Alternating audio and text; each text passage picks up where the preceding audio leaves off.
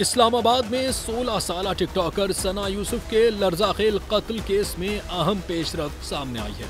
District and session court में मुकदमे की समाअत के दौरान प्रोसिक्यूशन ने चालान जमा करा दिया, जिसकी स्क्रूटनी 1 माह से ज्यादा अरसे तक की गई। चालान के मुताबिक मुल्जिम उमर हयात ने दोस्ती से इनकार पर सना यूसुफ को उसके घर में घुसकर गोलियां मारकर कत्ल किया। पुलिस रिपोर्ट में उमर हयात को मरकजी कातिल करार दिया गया है, जबकि जराये के मुताबिक वो मजिस्ट्रेट के सामने एतराफ़े जुर्म भी कर चुका है। प्रोसिक्यूशन ने मुकदमे में 31 गवाहान शामिल किए हैं, जिनमें सना यूसुफ के अहले खाना, डॉक्टर्स, पुलिस एहलकार और दीगर अहम शख्सियात शामिल हैं। अदालत ने रिमार्क्स दिए कि मौसम गर्मा की तातीलात खत्म होते ही केस का बाकायदा ट्रायल शुरू किया जाएगा। ये वाकया सिर्फ एक अफसोसनाक कत्ल नहीं, बल्कि सोशल मीडिया शोहरत के साए में जन्म लेने वाले रवैयों की एक खतरनाक मिसाल बन चुका है।